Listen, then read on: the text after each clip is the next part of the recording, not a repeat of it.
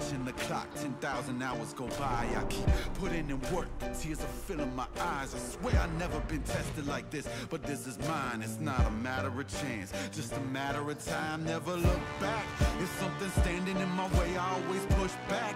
If something seemed impossible, I never took that. Nah, cause now I know better. Can't stop, won't stop, I won't quit ever. Won't take me. The highest fall, it won't break me. The blood and sweat is what made me. I'ma get mine, just a matter of time.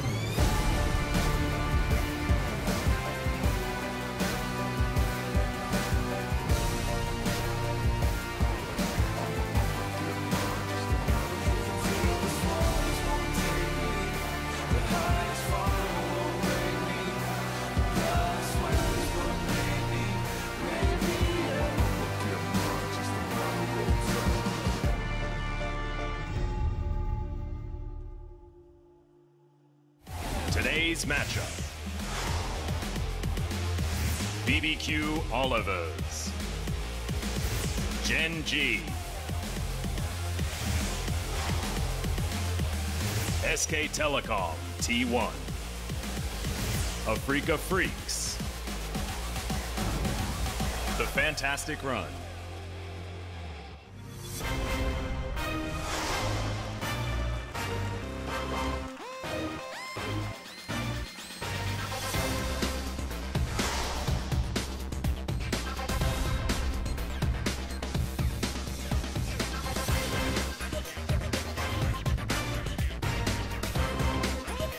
Welcome back, ladies and gentlemen, LCK Summer 2018. We're back at OGN. I'm Atlas. This is, of course, Papa Smithy, as it is every single day. And we're at the very end of the season, so every single game means something. It doesn't even matter who's playing. It's business end of the season, Atlas. It's what we all live for. It means that every game has standings, implications. You look at the names, you think BBQ Olivers versus Gen.G. Maybe I give this one a skip. Whatever team you support, the result of today will impact where you fall. Gen.G, they're shooting for top. If they win 2-0 against 10th place BBQ, they will actually leapfrog to second because they own the head-to-head against Kingzone Dragon X. So if you're excited about that race, if you want to know how many best-of-5s your team has to play at the top or even at the bottom, if you're a BBQ fan, you'll find out soon. Yeah, if you're a BBQ fan, they still have an opportunity to escape relegation somehow. The race for that 8th spot is super coveted. Jin-Air, MVP, they're both locked at the moment, but BBQ aren't out of the race just yet. So if they can win here, they can certainly take it, but it's going to be a difficult one. And I want to talk about BBQ just a little bit because you have a look at their history and you're like, oh, 0-2 to KT. That doesn't actually mean a 0-2 to KT. That series was much closer than it looks like on paper. I don't know about you, but I went to the post-game thread. Something about immaculate macro, fantastic performance, just another masterclass by KT from what I remember. So I know what you're talking about, Atlas, but let's talk about something that has changed. Yeah. We've got a new patch for OGN. We saw the debut yesterday. It was good old patch 8.14. Some of the notes more important than the others. Aatrox's power, it's more back-ended now. His early levels have been nerfed. His late game is actually better. Still seeing him banned all the time. Zombie Ward took a big nerf. I think people are overusing this, and we only see it maybe once a game, but I think it's actually pretty rubbish at the moment. The Ghost Bar is actually pretty powerful, and I'm really tracking to see how many people use this new rune that give you a lot of power in the early game. Yeah, we saw yesterday, actually, a few people dabbling with the Ghost Paro, seeing whether they can get that over the other side of the map and get themselves free stats. Having a look at the buffs, though, we've already seen Karma make her way back into the LCK now that she's been changed just a little bit. The shielding nerfs did strike her down just a bit more than we wanted to, so now having a little bit more AoE on your Q feels a little bit better. These small changes, remember, one of the small changes was the Orianna buff that has meant that she is now kind of first pick, first ban. You're looking at Victor, Corki, Vel'Koz. I think they're the big changes. Ari might situationally see play. I think Ari's buff's actually pretty Orianna big. Especially. We'll talk about it more if we do see it. Looking at the nerfs here, no one's really forced out. Shen's laning phase quite a lot worse with the Q nerf. Looking at the other changes, the big one, of course, is around the funnel. Yeah. The fun has been taken away. Now you basically, with the Monster Hunter debuff, just don't see funnel anymore, or mid lane smite. It's being adjusted again on patch 8.15. I think this is a very ham-fisted nerf and actually hurts junglers at almost every point in the game. But it's going to be adjusted soon. The teleport nerf, We still saw a lot of it yesterday, but the meta on day 1 of 8-14 won't necessarily be the meta on the final day of 8-14. Given the times, it seems like 8-14 will actually be there till the end of the regular season. We don't know about postseason patch. But for the rest of this season, seems like the funnel is gone. Yeah, and Talon's gone as well. I mean, the rate getting nerfed, you spoke about this yesterday, but damn, having no smite availability either in that mid lane to really abuse that level 2. Very, very early on in the laning phase, Talon is basically useless. We saw a ban against Lava on the Talon. That would have been just a mid lane ignite I was very Talon. confused when that happened. It still is compositionally possible, but I don't think it's worth running. Looking at the MVP rankings, even though Khan was subbed out after game 1, he still is currently the MVP leader. I would say the chances of Khan winning it are going down and down with Rascal playing games. Yeah. And there's still enough matches left in the season. The Lava, Yukal, Viper, and a host of other players at 700 points could pip him right at the last. Yeah, and all of these mid laners catching up to Khan in that top spot. Khan played fantastically well during the beginning of the season, and then since Rift Rivals, it has been a little bit of a cascade. And having a look at the KDA rankings, finally, it's not brought to you by Griffin, as Smeb has really shot up as far as the top lane. Looks handsome in his picture as well. Damn right he does. Smeb doing Smeb things. Keen second. I think Keen has been the best player in the LCK since Rift Rivals. He's been unbelievable, even if his team has been losing pretty frequently. We will see him in our second series, Keen versus Tal, maybe one of the few ways that a FLICKR Freaks can take down SKT, who are in wonderful form at the moment. Swords KDA in the toilet a bit recently, like you're mentioning. Yeah, struggling a little bit. However, Tarzan, this guy's still been playing like an absolute god, somehow able to outpath players like Score and Peanut around the map. That's his reaction shot to someone making fun of his Elise yeah, game. Exactly. He's no, like, no. It's a come reaction on. shot to him not getting an MVP again. Well, his Elise game was pretty bad. It Maybe was, less that Elise. was really bad. Back that on the was pathing definitely junglers, please. Tarzan blank shooting up. Might be second overall for the season. Chovy well held in the mid lane yesterday, but still going to have that big KDA. I think we can hand the season KDA award to Chovy, even though there's still weeks left of games. No one's getting past 9. Yeah, it's not looking like they're going to be able to double their KDA over the last few games, so let's give that one over to Chovy. 9.0 at the end of a season is pretty ludicrous, to be perfectly honest, especially for the young gun like the man in the mid lane for Griffin. I have to say, did like Rather's play yesterday, though. His Orianna did look a little bit better than that of Chovy's, as we're going to continue down the Griffin list, as Viper, of course, able to lock that one down in the awesome dude / AD carry position, has been transitioning back to actually shooting people. But having Sangyun up there is really huge. Bang also demonstrating exactly why SKT are making a late surge here this season. And thank you very much, the scheduling gods. We're going to actually have a match between Bang and Aiming to get rid of this 2 decimal place Yeah, there's situation. too many decimal places. And that's so close as well, even after you go there. And that's why. And that's why we had to have a match. We had to change the schedule just to get rid of this KDA. Thank you very much. Get those guys adjusted. Lahens will be topping the support rankings. Again, the Griffin guys right up the top. But if KT Rolster win their next series, they will actually be above Griffin, whatever the scoreline. So whether Griffin will actually be waiting in that final, whether it will be KT and even some of the other teams like Kingzone Dragon X, they're sniffing around the top. Nothing is for sure, and we only have 8 days left of Korean League of Legends for the regular season. Yeah, we're going to have a look at it right now. This is absolutely ridiculous. The top 4, 1 match score, the difference between all of these teams. You can see game score is going to be very important. You spoke about the fact that Griffin and KT, very, very close. Even if that game score is even head-to-head, belongs to KT. So that top spot, looking like KT Rolster should be able to lock it down if they can manage to take down the lower place teams that they have left in their schedule. It's not a guarantee, but it feels like top 4 is going to be these teams in some order, and then 5th is the real big fight between Afrika, Hanwha, and SKT. It's not mathematically locked in, but by schedules, we should see more victories coming in. 12 victories guarantees you playoffs with where teams are at the moment. So Griffin could have locked themselves yesterday, weren't able to do so. They could still free fall, but unlikely to free fall out of top 5. The order is all over the place, and we have one of those top 4 teams playing in our first series. But first, let's talk about the BBQ Olivers, who have had a much better second round robin. How could it get any worse? They were 0-9 after the first round robin. They've cemented on their roster. Trick has been very good in the second round robin, even if it hasn't always been.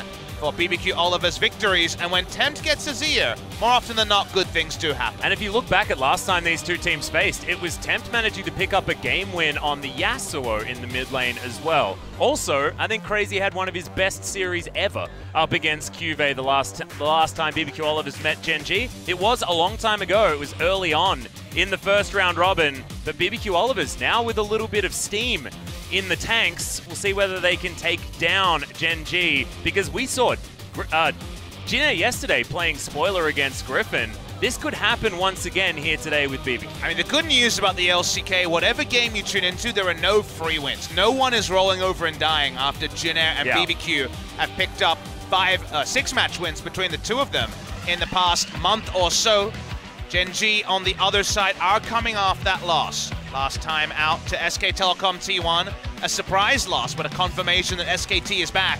Gen.G roll in, Ambition will actually return to the starting lineup. Haru played game 2 and 3 of that series. I imagine slow and steady wins the race will be the approach from Gen.G. But if you fall far enough behind, if Trick has an inspired early game, who's to say that BBQ Olivers couldn't pick up at least a game win against Gen.G? Yeah, and we'll see what BBQ Olivers' read on this 8.14 patch is going to be as well. They might be throwing some spanners into the works. We know Ignar and Trick like to mix things up, definitely. But the rest of the team as well have been able to adapt relatively well. And if you talk about adaptation, it's not necessarily the Gen.G way. They play Gen.G League of Legends, doesn't matter what the patch is. Crown was so sure he'd be playing today. He went to the coach and said, look at this Victor buff, it's time. Yeah. Sadly, we will not see Crown in game number 1. And you know what? Fly is also a well-known Victor player. So I would love to see some Victor today. I think he's pretty good. Looking at the history, when we went into Rift Rivals, there was a game victory for BBQ. Nothing really else to talk about since Rift Rivals. They've beaten Jinner and Afrika back-to-back, taking game wins of SKT and Hanwha Live. KT Rolster, it was a 2-0 loss, but like you were mentioning, Atlas, it ain't a clean one. Could have been a 2-1, could have been a longer series for sure. Gen.G were on the up after Rift Rivals, but then brought down to earth by KT Rolster and SKT. No one is really fully convincing as the best team in Korea right now after Griffin lost yesterday to Jinner. Gen.G cannot actually make themselves first with a match victory, but because they have a 2-0 against Kingzone, with a 2-0 victory today, they can go above Kingzone to second. They can, and we'll see whether Gen.G are going to be able to do that against BBQ. All signs point to yes, even the KDAs, as you can see. Tempt trying to do his best here for BBQ, but unable to get over the top of Fly, and this is a team that has been playing very, very well as we move into the back end of the season. The victory over Griffin was one of my favorite series of all time. It was a 2-0 in favor of Gen.G. If you haven't seen it, guys, go back and watch it. It was absolutely amazing. And Cuvée, I have a feeling we're going to be having a bit of a focus on the top side of the map because Cuvé's Gnar was absolutely amazing. We saw yesterday the Gnar priority certainly still there. We'll see whether it is just going to be GP Gnar up there today. My issue with Gen.G for the longest time, since they were Samsung Galaxy onwards, is it always feels like at one point there might be 3 bans and then someone's banned out because they play about 4 champions a roll. So you always worry that someone's going to get found out and you're never sure who it will be. For Gen.G, they have this weird scenario where Ruler dying lost them that series a couple of weeks ago, and historically, this has been a good matchup for Gen.G, but history has really mattered so little in summer of 2018. Anything can happen in this season. As of yesterday, we just had matches that had never gone one way or the other, and things can change. Let's see if Gen.G find the 2-0 to make themselves second. I think BBQ will make them work for their victory. I think so too. I have a feeling that we're going to go to 3 games in this series. I know it feels like Gen.G should have this one in the bag, but sometimes you just get that feeling in your waters. And you can see the matchups that they've got left. BBQ, of course, having a real tough run. Still Kingzone and Griffin to take down our teams on 10 and 11 match wins, respectively, up against the measly 2 that BBQ have been able to pick up.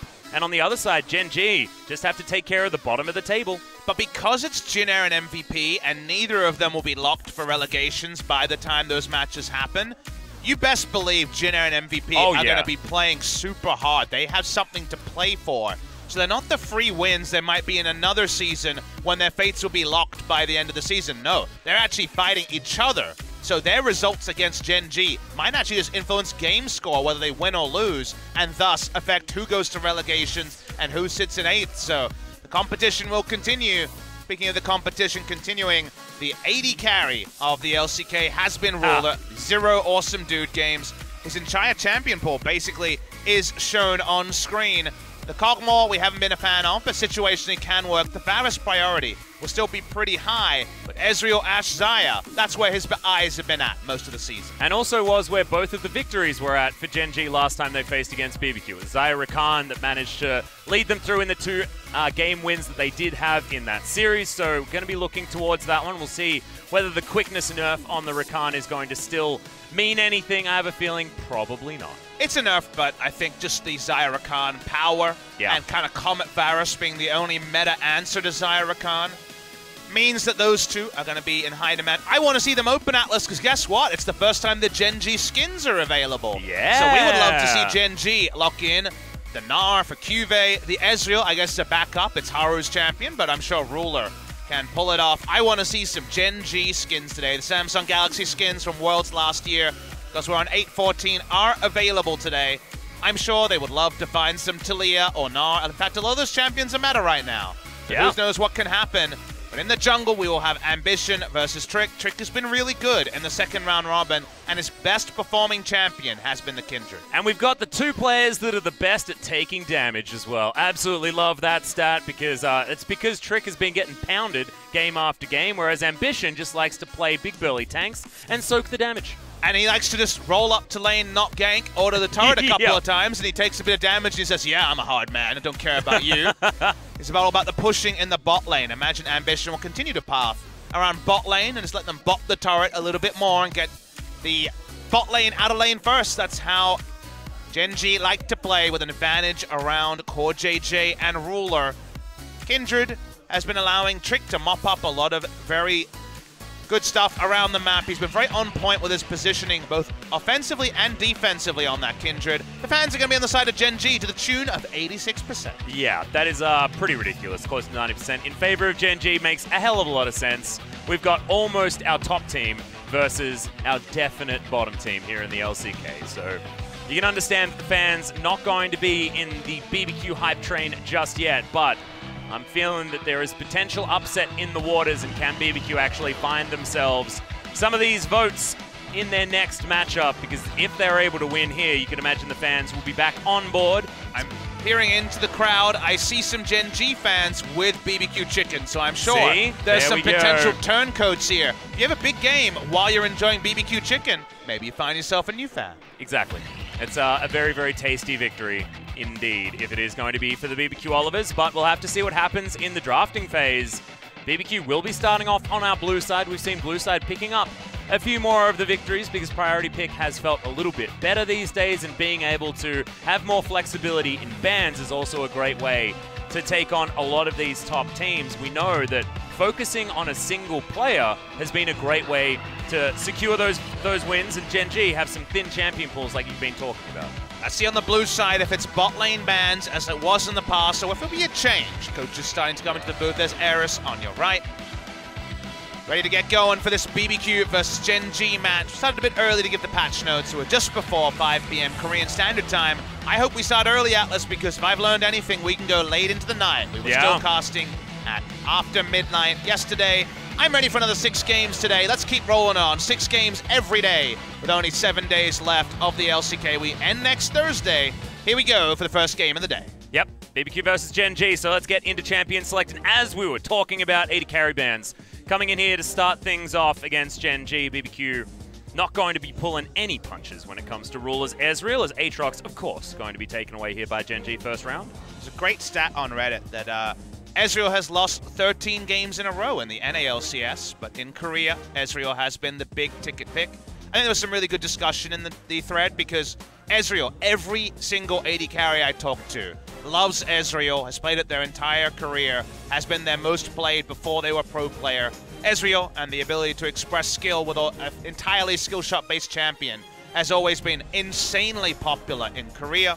We have fantastic Ezreal players, Ruler among them, so that's why it sees the ban. Yep. Going to be taken away Zoe as well, and Taliyah understandably going to be taken away here, but definitely deviating away from that AD carry position into the mid lane. Fly getting a little bit of attention, and of course his Galio Massive win rate on that champion at the moment. Yet they show no priority for it. So Yeah, they really don't. It's really odd. it's one of those bans where if you told Fly he was 7-0 Galio, he probably wouldn't know because they just pick their spots really well with it. I don't know if you need to ban on blue side. Also, you know, there's the obvious meme about the Birdio skin not being available now. But the double bird ban! Birdio ban, no!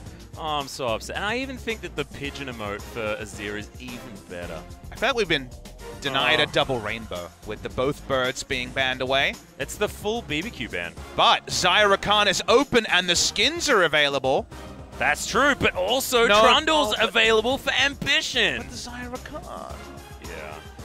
But what has Gen.G always been, Papa Smithy? Anti-fun. They do suck the fun out of the room sometimes, I must admit. Well, but they've gone for some power here. We will see the return of the Orianna. Imagining it's going to be mid lane, given, of course, the aversion to awesome dudes has been shown by Ruler in the bot lane. BBQ, considering their jungle pick, see how aggressive they want to get. The Kindred is open, could be considered here, but Orianna's very good compositionally into Kindred, so I think it will be a risk. I do like Tahm Kench as a pick away from Core JJ.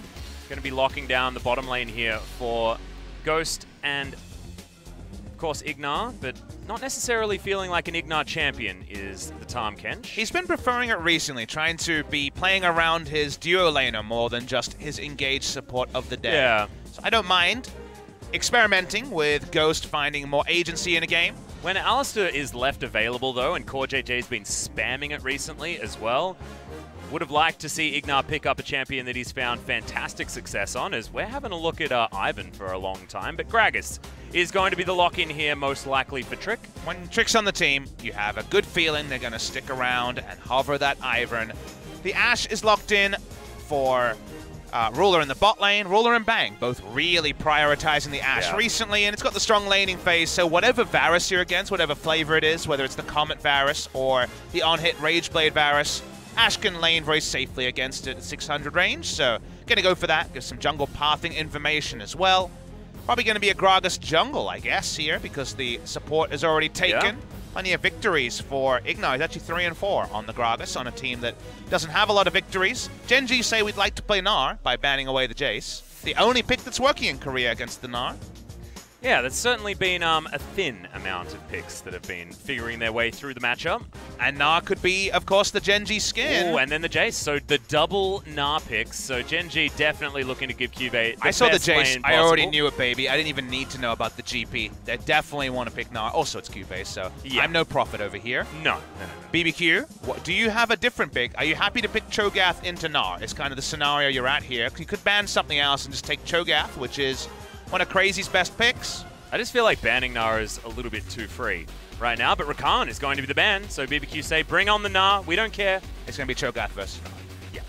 You would have to imagine, unless Cuvée wants to show us something new on his side, they could go for the Ashe Alistair and lock in that Gnar later. Gnar is very obvious here for both sides, but it seems like Gen.G aren't actually going to show Gnar priority and also aren't going to show a Gen.G skin, if possible. Playing a little bit of Gnar chicken here in our game number 1. Crazy probably going to be the first one to lock that one away, because it does make a lot of sense. Gen.G gave them free bans when it comes to counter picks. And he's going to use an old Aussie adage of yeah, nah. Yeah, nah. Yeah, nah, I'll take that one away from you, mate. Yeah, there you go. Oh, yeah? Oh, God. Oh, when he first came out, we overdid the yeah, nah. And now we're bringing it back 3.5 years later. Yeah. I mean, it made a little bit more sense then because we were commentating the Oceanic League. So, look, people love our brash Aussieisms from what I understand. So we're just giving the people what they want. Yep. So now going to be locked in. I don't pick here. They already have a Tahm Kench, so you imagine this is going to be a mid lane champion. It's Azir is the obvious one here because Azir's banned away. So what is the new mid lane pick? Into Orianna, the Corky's been buffed. Here we go. Here we go. The Gatling Gunner himself in the mid lane. The early game damage of that ability is busted at the moment. Getting so much shred. All right, of course, is the same in the late game, but we all know what Corky's capable of in the late game, so that's absolutely fine. I get to talk about power spikes forever, and Cuvée is going to take the losing matchup of the Cannon into Gnar, which has always been considered a good matchup, just based on history, hasn't been working. Gen.G trying to rewrite the script on that one, but damn, they've got some team fight power with the Slicing Maelstrom and the Shockwave. And look, we know Cuve knows Gnar inside and out, and Cannon is an old fallback for him. It's usually the on-hit, but I think AP has been the most reliable one against Gnar because it was AP Cannon into about 5 Gnar losses for the Cannon. The Cannon's been losing this matchup pretty frequently, like you mentioned, Atlas. Nice to see the return of the Corki. His level 1 is epically oppressive at the moment. It also gives you some information about why Trick was jumping onto the Gragas so early. Lets you know they couldn't go Kindred, would have been too squishy a lineup. They find a jungle tank, and that does open up the Corki for Tempt. And of all time, any champion that Tempt has played more than 10 times, his Corki has the highest win rate. 60% over his career. He was basically a Corki one-trick when we were singing his praises early on in his career here in the LCK. So now, able to go back to some pretty severe comfort of old for the mid laner of BBQ. It's great news. Got a decent matchup into the Orianna as well. You can imagine a lot of farming, just sitting back, trying to get to Power Spike 1, 2, 3, 4, 5, 6, 7. Not sure whether you can get to 7 with only 6 item slots, but he might be able to do it. No Samsung Galaxy skins, so I'm disappointed, Atlas, but the action could be thick and fast. I'm excited to see the Corki roll through the mid lane. Me too. I'm excited to see what the team fights are going to look like as well, because a lot of power now given to Gen.G. Let's do it, guys. BBQ Olivers versus Gen.G.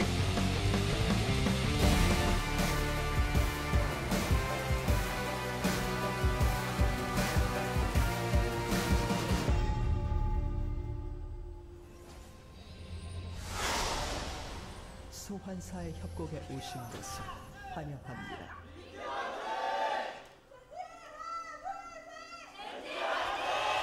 You can hear mostly Gen.G fans here in the Soli Stadium today, but like you were talking about before, Papa, they're eating the BBQ chicken. So we're going to get more people cheering for BBQ as the day goes on because that chicken's really good. If you guys come here for a BBQ game, definitely grab some of the free chicken. And there was a fan sign there talking about how handsome Fly is. He's definitely got a big fan base here in Korea. No secret there either. As, it's the Ashe dance party. Yeah. This is why this is my favorite Ashe skin as well. This reminds me of the Spo TV Champions League music. Can we keep? Oh no! I wanted to keep game music on. Come on! You had one job, OG. If we're going to have a pause, you may as well let us dance party. Oh, this is really upsetting. So we're getting the update from Joel. Apparently there was a rune setting issue that came through, so that may require a partial remake. I wonder what that was related to. We're going to find more information and give it to you, but for now, a game issue. Well, I mean, Na can pick basically every rune. He's pretty good. No, but they're saying like he chose a rune and didn't get it. Yeah. So this is probably going to be a bad thing. And now they're actually checking the tape as clearly it's crazy. Yep. He's like, no, I really wanted Precision Tree. What happened? Now he's like, oh no, I messed that one up. Oh god, that's what his face was telling me just then. Like he's realizing that, hang on, I just made an oopsie.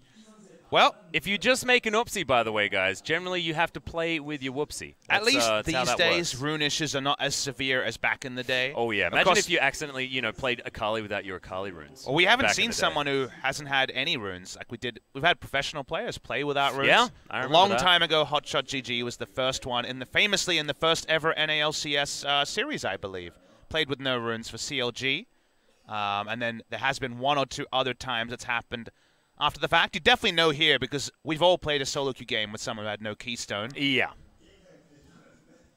Okay. He mistakenly did it. So an oopsie has been made. It is definitely the whoopsie. A confirmed whoopsie. Oh no, it's the worst kind of whoopsie. It's the confirmed whoopsie. Accidental whoopsies. You're like, oh, whoopsie. Yeah, but now you're like, oh, whoopsie. You also want some ambiguity when it comes to your whoopsie, just so in case people can say not necessarily an actual whoopsie. We don't know, but we can confirm it's a whoopsie, and Crazy's going to be playing with his crazy whoopsie as well. You can see they didn't mess it up that badly, although Airy has definitely really standard. So I actually would like to see his rooms. If he has mana flow ban, that'd be a bad time. He doesn't have mana flow ban. He's got the magic resist shield, which is useful. Yeah. I guess if we get the full rune page, maybe we'll be able to look at one and wag our fingers negatively at him.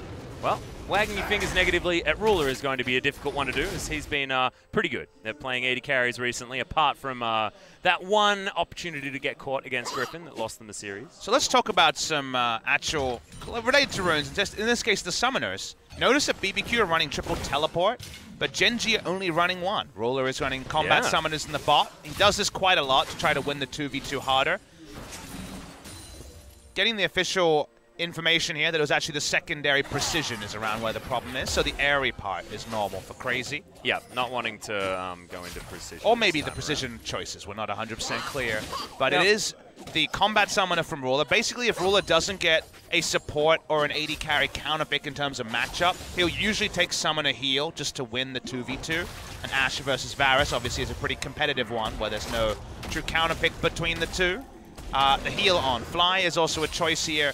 Teleport nerf is live. We're on patch 8.14 today, and we get that confirmation that this season, the Gnar has actually been beating Cannon pretty reliably. I believe the one victory was an AP Cannon. Maybe wrong on that one, but it's been 80 Cannon through and through recently. Gen.G's comp here, if you guys wonder what it's going to do. Obviously, Ambition will pick up level 3 from the Gromp. Gen.G want to get a lead for Cuvée, have him split push and beat Gnar in the side lane, and they have just about the safest 4 in a 4-1 comp where Orianna Ashe have long range, shielding, and also movement speed to disengage, the Trundle Pillar to disengage. They roll up around mid lane while Gnar has no pressure in top as Cannon is pushing him in. That's how Gen.G want to play it out, because if you're going 80 Cannon, you're not about the team fights. Yeah, and this is exactly what we saw out of MVP, and they almost made it work as well in their last series. A2D making his re-debut after some health issues, and did play a pretty beautiful Cannon game, to be honest, despite the loss. His Ambition looking for a very early level 3 gank.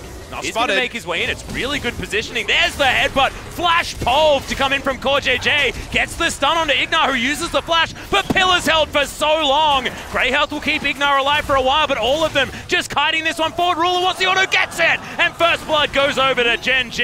It was a really close one, Atlas. That last auto may not have killed, just about, probably overkill by about 5 health. Yeah. They pick up the kill there. The stuns were so well done. The taxi W into Flash Q, eventually being able to keep them around for long enough. Gen.G take down Ignar. Nice little lead. Ignar has gone Guardian this game, so that was even extra tankiness on the all-in. But it means he doesn't have a teleport. He has to walk to lane.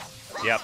Not going to have the availability of the spellbook, which is what you were alluding to there, Papa, of course. Wow. Thankfully, Ghost kept his flash, so that's good news. But Ruler on the other side also didn't have to flash to get that last auto. His Trick going to try and deny a little bit here, but Ambition's pretty comfortable, given the fact that he was able to help grab that first blood, despite being behind a level. And these runes are definitely counter expectation. We've saw basically only melee supports with Unsealed Spellbook, neither taking Unsealed Spellbook this game. Yeah. Trick rolls through, but no gank pressure there onto Fly, as he's already started to pull away. But yeah, no Unsealed Spellbook. For once, the smite should be very clear in a team fight. Yeah, there we go. And also no Cho'Gath as well, so we could have like some full 50-50s. Nice, honest League of Legends. Here we go. Perfect. Skull would like to be in this game to try and get back his smite prowess in a true 50-50 smite situation. He just needs to hit a 50-50 smite in the final. That's what he needs to do. He does. Otherwise, the 2 HP meme will live forever. Or he needs to do it on 1 HP to upgrade his meme. Is that an upgrade? Well, I mean, it depends which way you're looking at it. Exactly.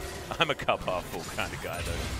As you can see BBQ continuing to shove things forward, given the fact that Ghost was able to stay alive and kept that summoner. He's still been able to stay very, very relevant in this lane and utilizing the teleport to get himself back. So does have Corrupting Potion, which is we've seen a little bit more of, as Cuvée showing that, yes, Cannon can win this matchup, just not necessarily winning the games. I mean, that was just pretty poor laning by Crazy. Don't take standing trades against press the attack if you have Summoner Airy. Triumphant Coup de Grace. That's absolutely... Coup de Grace? Sorry, Coup de Grace. Oh, man, I've been reading it too much. It's Coup de Grace going to be taken here by Crazy. Understandable stuff here. So I think the precision option was fine. Well, what else are you going to do? Look, you just want the player to have the runes he's most comfortable and practiced on, right? So not 100% clear where he would have gone instead. Maybe more defensively. Maybe it should have been Resolve second to get through a tricky matchup against the Cannon. I think Bone Plate and Chrysalis would have been pretty good. And that's kind of the thing is, again, we're talking about how Gnar has been beating Cannon this season. And you think about, okay, well, what's changed? runes and the rune choices is something that has evolved over time. I didn't think it was possible to How miss do you that miss CS. a house? Crazy does surprise us from time to time. He throws a house at a little minion and still manages to miss. That is the most wrong. The point I'm getting to is that Resolve Tree and its power level has adjusted since the last time that Gnar vs. Kennen was a thing. Maybe that's the reason the Gnar is doing better, that he can stay more competitive earlier. So not having the ideal rune page could actually tip the matchup. There's Trick and Ambition having a little party. Yeah, and Ambition doesn't have the pillar available as Fly's getting bullied out by Tempt. It's a fight on multiple fronts, but Crazy's going to get the rotation first and decides that he just wants to help take down this Rift Scuttler. Gen.G bullied out of the river by BBQ. If they can hit their timings, there's so much damage coming from Trinity Force onto Tempt. Looking like it's going to be Lethality Varus here. We do notice that the Arcane Common is there, but notice no Manamune started just yet. Would imagine you would take that from bot lane. When we saw mid lane from Yukal, of course, he could just pick up the blue buff. But in a game like this, with no Manamune coming out just yet, might just be very low mana pool for Ghost. Well, it might be the laning option here, as you're going to have to hold that thought for a moment. Okay, the stun is going to come down onto Crazy, tanking the turret there as well, which I think he was trying to avoid, given the fact that he jumped in, but did manage to get the AoE on top of Cuvée, so picked up that turret aggro. All right, holds on to the ultimate for now, but that dive did not work as Ambition had good positioning. It's actually really poor turret dive timing. They have double control wards. They said, okay, we know they're not there. But they have literally no deep vision on camps. They had no idea what Ambition was. Can't be that brazen as we see an ult bot lane. Yeah, speaking of brazen, we've got Chains of Corruption coming down, but Ruler just going to pop that Q, try and get some damage back, and does so very easily. Hail of Arrows ignored by the Gen.G bottom lane. It's CoreJJ just being that bodyguard cow. Very hard to win that trade against Summoner Heal as well. So if it's a damage trade, it goes about even. Ruler and CoreJJ are going to be able to load up again. Ignar will have his flash, as will CoreJJ in about 5 to 10 seconds. But the all-in onto Ruler with his heal advantage, probably not advised. Well, package availability is something that we've got to talk about as well, as Corky's back in the game. The Comet going to knock CoreJJ down to about 400 health, so he's certainly in kill range, but not going to die this time. Control Ward going to be cleared by Trick, but his position given away by that one as well. Corky power level as the game goes on hasn't been changed. Just itemization. Can go Stormrazor second. That could be a pretty viable choice, but we did not see that the last time. Kuro actually played a Corky game on 8-13 last week. So yeah, he did. We'll wait and see if we see the Stormrazor today. Would be two very high power items paired together. Last time around, I believe it was Trinity Force in Rapid Fire Cannon, and I don't know whether we managed to build any more items after that, because I think they lost the game. So, but Infinity Edge, play the Rune King, these have all been situational items for the Corky. I imagine IE would be the way after the Rapid Fire Cannon, but Blade against a tanky team could be considered. Wait and see if the Stormrazor is adopted in this one. Will be a lot of burst, that's for sure. Yep. The only thing that we can be sure of is the Trinity Force as item number 1. Always has been, always will be. That is the Corky item, is Cuvée going very aggressive against Crazy, knowing that he wins this trade. Press the attack, helping out there as well. Not a lot of Narbar, though, as Gen.G. Cuvé's just going to eat through his refillable potion. Yeah, it was the level 1 buff to Gatling Gun. It does shred more in the early game. By the time you have 5 points in Gatling Gun, he's the exact same champion in terms of kind of direct balance power level. Yep. So just the takeaway there is better in the laning phase. Not so relevant against Ori because she has the long range and can stay away from the Gatling Gun, but there will certainly be some matchups that are now more Corky favored. This one, just a pretty safe one. Yeah, and also you're going to be maxing the Gatling Gun second, so I guess you're not going to get to 3 points until about level 13, something like that.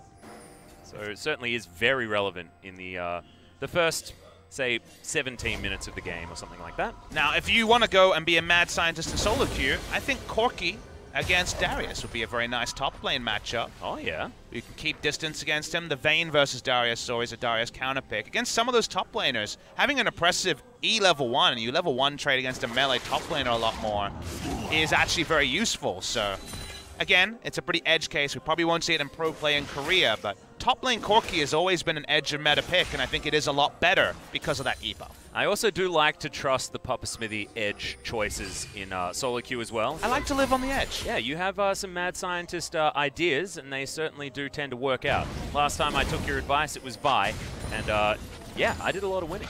Well, Vi's Freelo in mid-range elo at the moment with the very short ult cooldown. Yeah, he's real good. One day, we're going to see her in the LCK. Who's our resident Vi player, do you think? Who would be a Vi player? I'm thinking about junglers. Yeah. Who do I see as Haru? Oh, yeah, Spirit as well. Yeah, Spirit and Haru. Yeah, makes some sense. As Tempt didn't find an opportunity to utilize his package and is just going to throw it down in the mid lane. Shout out to Brendan Valdez. Oh, we don't talk about package size here. Only he can rate how big. I know. I find it a little bit unfortunate that we're not qualified to really talk about Corki properly. Yep. Yeah. You can talk about his spikes, though. That's your thing. Yep. Yeah, I'm about spiky Corki. He's about package Corki. Well, everyone's got their thing, you know? Yeah, that's true. That's true. I'm skin choice for Corki. Yeah, and what's your favorite? I'm definitely a huge fan. I'll hold the point for now as Trick. Yep, he's going to have to flash. The arrow is going to pierce the heavens, but not the Gragas. I'm Red Baron Corki. That's where I'm at. Oh, you are? Yeah. I was very sad when they took the Iron Crosses away, but they brought them back, so... Yeah. Never mind. It's like the cigar. Also Always comes back in the end, exactly. Memes destroyed, cigars returned. How do people have things against League of Legends? It's great. Exactly right. You complain, and then you get stuff back. That's the rule. That's the way it should be. Exactly. Customers always right. Well, as everything stands at the moment, guys, First Blood has gone down, but otherwise not too much more. We're considering a dragon here for Gen.G on the bottom side. They've got a slight lead, but slight is definitely the call as Chains of Corruption come down, Core JJ. Early ultimate coming in here as Ignar's just going to eat the cow. Throws him back, not going to have that ult for much longer, but they're looking to turn it onto Ignar. Has to use his stopwatch, but mate, you are very, very dead. Fly's going to get down on Ambition. Just going to eat the catfish. Ignar, a little bit overly aggressive there on the Tahm Kench. BBQ not playing to their vision a second time. We saw the aborted dive in topside. They make the same play here. As double control ward bot. Again, we mentioned the summoner spell choice of heal. All in like that play isn't going to work, so easily turned upon is the Tahm Kench, and the more worrying thing is they give away the Drake control as well. Well, Crazy is at least going to be able to take a red buff, but is he going to be able to get away with his life? Oh no, that feels bad. He's just going to flash back over the wall, and Cuvée doesn't have his flash to follow. Yeah, trade of summoners, and that means there's no all-in options for Cuvée now with his ult on cooldown. Crazy goes back to lane. All in all, you'll take that as BBQ on the top side, but the bot side, definitely a relative disaster with the Drake going away for free. Yeah, things looking a little bit top-heavy here, but this is where you want things to be going in your favor when, of course, the laning phase for the Gnar, not great into the cannon, regardless of what the win rate is. So good news for BBQ, getting advantages where they need advantages, and now Rift Herald should go over to them as well, and if they can get first turret, they should be able to get themselves back into the gold game very, very evenly here against Gen.G in the mid game. Ghost has gone for the Youmu's Rush. We mentioned no tier. At this point, when he's gone Mercs as well, probably never going to be a tier Atlas, and that means that when this 4-1 starts, if the cannon is winning, it's okay then, Tempt. All right, well, but Nerf's got a bit of a headache now. If Ken starts winning, now they don't have mana to just poke down minion waves with Q as Ghost, and that could actually be a real problem for the side of BBQ if it's a very extended 4-1. And if you're drafting like this as Gen.G, I think that's exactly what you want. So I would have really preferred to see the Manamune here. Ghost is stronger in lane with this choice, but the two times they've tried to make something of that, they've actually gone against the side of BBQ as the heal summoner on Ruler was enough. So let's see what this means for the mid game. It does mean that right now, inarguably, Youmu's done, Triforce done. Item-wise, you're feeling really good as BBQ. Yeah, but what are BBQ going to fight around? They've already taken the Rift Herald. They can now use Shelly where they want to. Tempt is the one that actually picked up that buff.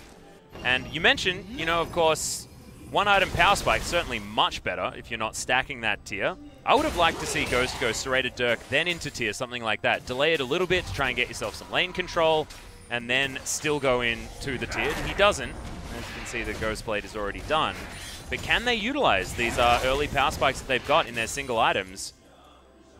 First look says that no is going to be the answer, as Gen.G still ahead, still with control, and still with some item timings of their own. And also, if I reason it, I'll say no also based on what they've done this game, because when they've chosen to be aggressive, it's been the wrong time, twice. Top lane, they didn't have the deep vision, went for a dive, that got turned around. Bot lane, they tried to make a pick, it was the wrong time.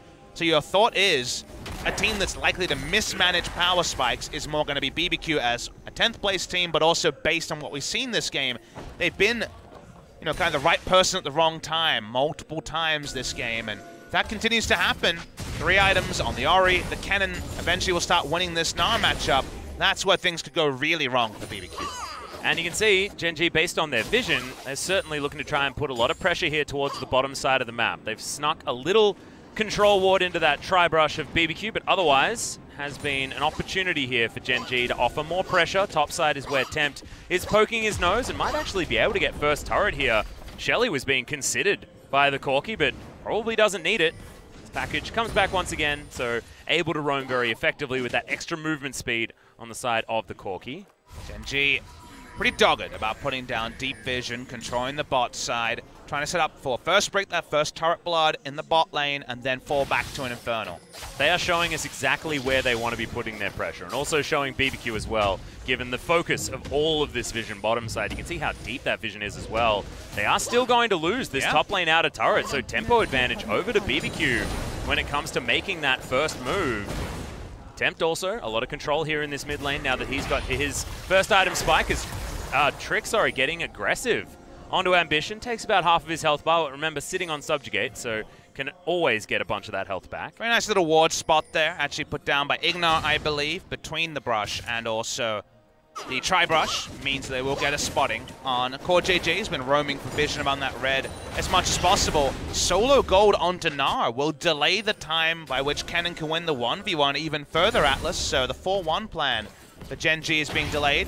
Fly doesn't actually go for the QR play, and they're too late on it. Oh, yeah. Had to throw it from the river, so not going to be able to find it there is Ruler. And now the fight is on. Shelly's going to get her charge. Not going to take down the turret here, as her eye's going to be poked, and Shelly's going to fall.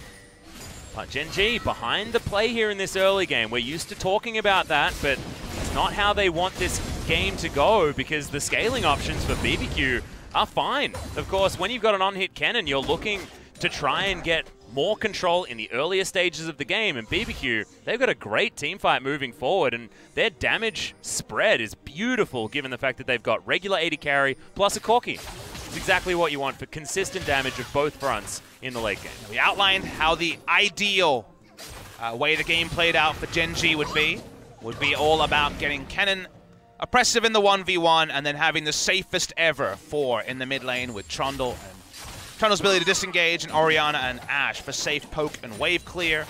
If Cuvée gives up 600 gold for that solo first brick turret on the top side, his time to actually win the lane gets later and later. Gen.G might just win team fights because they're a better team than BBQ, but that's not what you really want to train when you're Gen.G. You're training for best of fives, you're training for facing the top teams. The ordered way to win this game may have to be abandoned, or they might have to wait for Cuvée to hit 3 or 4 items and continue to exclusively build for lane.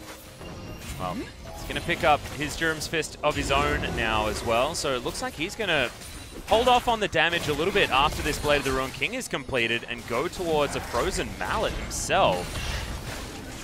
Couldn't imagine a Sterix Gauge would come in from a cannon, so that would make a lot of sense if you were going to go for the Frozy Mallet. Gen.G thinking about their second dragon here, as it is going to be the Infernal. Great dragon choice, but BBQ don't want to give this one up without a fight. No package available for Tempt as CoreJJ getting pressured out. It is just going to be the dragon taken as Ambition will throw the pillar in. They're looking for the fight. Body slam gets Trick out of the way, but CoreJJ, he's in an aggressive position.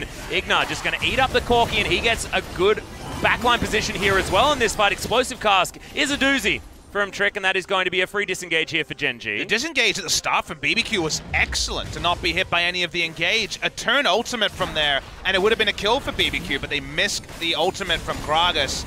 That really counts against them. They should have been more confident in their damage at this point. They are very strong at the moment, our BBQ, after disengaging all of the Gen.G attempts. It's exactly when they want to be fighting as well. I mean, Tempt, he's got the Sorcerer Shoes there as well. We've got a second Serrated Dirk onto Ghost, and he had a mana pool for that last fight. I think you're exactly right, Papa. Missed opportunity for BBQ, and they just give over a Drake in the end, and nothing else really is gained. And it's a problem for BBQ, unable to really make these assertive plays around this mid-game is hurting them, because their composition would be able to do it if they could execute. Into the extended laning phase. Still laning at 20 minutes into the game. Really good interview with Piglet, actually, from Inven Global today, talking about his opinion of why Korean teams lost at Rift Rivals, talking about how Korean players only play up when their jungler is around and never play aggressive otherwise. And of course, Piglet was known as a dominant laner plenty of times. So it's very interesting to hear from Piglet about the tendencies. This is another passive game, Gen.G. Chief offenders of the passive game scenario. Also giving away a little bit too much information with the fact that everyone just plays too passively until they definitely have an advantage, and then it's if only you always only play up when the jungler is there, then the enemy knows when the jungler is there. So that's why we've had players who've bucked that trend. FLICKR, for example, known for playing aggressive even when his jungler wasn't there. I'd say BDD at his best, also able to do that. A trend we want to see. We want to see teams able to circumvent some of these very slow early games, like this one where we have 2 kills at 20 minutes, but Gen.G and BBQ probably not the teams to look for in that regard. Yeah, I feel like we're focusing on the wrong teams here, but at the moment this game is extraordinarily close, Papa. You can see bottom lane, about nothing in it as this minion wave is going to get eaten up, and that is going to be exactly 221 apiece here for our 2 marksmen with their bows and arrows, in the mid lane as well. Very, very close as the Orianna pushes the wave forward, and that is going to be evened out by Tempt. And in an all gold is equal type game, I really like how BBQ looks with their composition. Yes, they haven't been able to execute so far on what their comp wants to be doing, but things are still extremely close, and BBQ do have that lead given the first turret blood going down on the top side in favor of the Gnar. I'm honestly pretty disappointed with how Gen.G have played out this game. They've been unable to set up around Cuvée, and that was their most reliable win condition. If they just use this opportunity to have a 35-minute bot lane laning phase, just to get enough items and then win a team fight because they're a better team, it doesn't really increase my confidence in Gen.G going on and playing better teams into best of 5. So while they may still win because they've been able to make this game a 3-item carry, let's win a team fight 5v5, they could have played this game out significantly differently. And given that right now we're very much more than one eye on playoffs, the playoffs start in less than 2 weeks, going blow for blow with BBQ 23 minutes in, not really the best sign for Gen.G. No, it's not giving you all of that confidence, as now Gen.G are going to make a proactive play here towards the bottom side. Ambition throws in the pillar, but Ruler can't get the auto attacks on this turret, and Ghost has a lot of instant wave clear given this build. We'll have his Duskblade of Drakthar very soon, unless he wants another Ghostblade. But no, it's not going to be the case. So Duskblade going to be pretty powerful second choice here. He does a lot of damage for a short window, right? He's got kind of 3 rotations of Qs and then runs out of mana. So we'll see if he's going to be able to actually leverage that. Game hasn't turned into the 4-1 just yet as Ruler and Ignar. A lot of free damage. Yeah, Arrow is going to fly forward as the Grey Health is eaten very early, but that does save the life of the Tahm Kench. Ghost unable to get enough damage back, but has to use his ultimate. They trade once again, as our marksmen don't have R buttons available. 5 minutes into this game, Core JJ at about half health, but not too worried about it. Ambition still just boosting his damage taken stat over and over again. Gen.G finally, with some spare time on this bottom outer turret, will be able to even up that turret score, but we got pings down to the mid lane. BBQ might be able to actually get something here, as that turret is still very low. Solo local gold going to go over to Ruler. He wants to be building towards probably a QSS before going for his Infinity Edge. Unless he decides not to. Not a lot to QSS here this game, but Chains of Corruption are going to land. The Ashe probably wants to get rid of it. Definitely the sort of game that rewards scaling because of how inactive it's been early in the game. I believe a cannon minion was missed there. Shame on you, Tempt. There was actually a lot of cannon minions. It was the day of life yesterday for cannon minions. They were living. They were not dying at the hands of those evil summoners yesterday. Yep. And predictably, Ruler's going to go back and does pick up that QSS that we were talking about. Ooh, Trick's going for a fancy build. Oh, here we go. You were talking about this yesterday, actually, with talking about Spirit possibly going towards something like that if he is able to continue playing his AP Gragas. It wasn't playing yesterday, of course, but okay. Proto Belt Gragas coming in here for Trick. We've got 2-item Spike on the Corki as well. I wonder when you flash, and I wonder when you Proto Belt, when you have Proto Belt, because there's a lot of lockout abilities, right? The famous one that Galio can't use Proto Belt while he's taunting. We have the AP Galios picking up that item. Lava was the first one. We'll see what the skill order is here for Trick with the Proto Belt. I believe you body slam flash and then you can Proto Belt for the extra damage afterwards. But then you lose out stun timing, so maybe you miss your ult. I'm not 100% clear where the combo is. Maybe Trick can show us. Yeah. It's up to him, as Ward is going to be cleared here by Ambition, but Tempt is just going to wander past him. Looking for our next Infernal Drake here on the side of Gen.G, but BBQ, they do not want to give this one up without a fight. Plenty of damage available from Trick. They've got the items, but they're just not going to go for the battle. Don't have the vision control to be able to make a flanking play. They need the Gragas to find a cask he wasn't going to find. Just a freebie for the side of Gen.G, and BBQ don't really trade it for anything. Here we go. Oh, Shockwave going to come in. It's going to deny the arrow, but it lands onto Ignar. Headbutt Pulv, and Ruler is going to pick up that kill so easily. It's like you've heralded it at Papa Smithy. Gen.G just team fighting and playing better, and it means that despite compositions, they're still looking at a win. It's going to run at the Baron. There's no enemy smites. They started up. There is no unsealed spellbook either, and if it was to be Ignar, he's dead anyway. They start this one up. What can BBQ do? They have harass, but they have to commit soon. Yep, Hawkshot is going to come in. You can see Core.JJ unseen on the backline, wants to try and find this. Slicing Maelstrom going to be used as crazy. He's real big, but he's not going to do enough damage to outsmite here against Ambition. Ignite still ticking onto Ghost, but it's not going to be enough to tempt. Tries to get out of this one, and BBQ, they go for the desperation stop on the Baron, but Gen.G won't have it. They got 4 kills to nothing. The headbutt Pulv is going to get rid of the Varus. It's a disaster for BBQ. And Tempt, yes, he'll take an outer turret in the mid lane, but that is a consolation prize if ever I've seen one. Gen.G know their own strength at certain item timings. Better than most teams, they get there in a very non-interactive game. And then a moment like this happens. Trick gets interrupted out of the body slam. Probably should have used the Proto Belt or the Flash to try to get away from the Shockwave, but he's too slow on that one, Atlas. That means he goes down. Ignar dies next to him.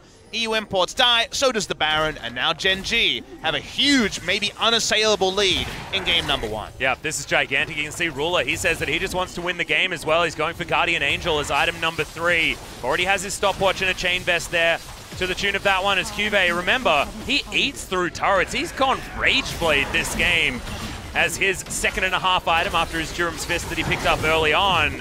And Gen.G mowing down these structures. Cuvee still wanting more as the arrow is going to fly in, but that was actually really nicely done to make sure they couldn't follow him through the small corridor. Gen.G keep everyone alive.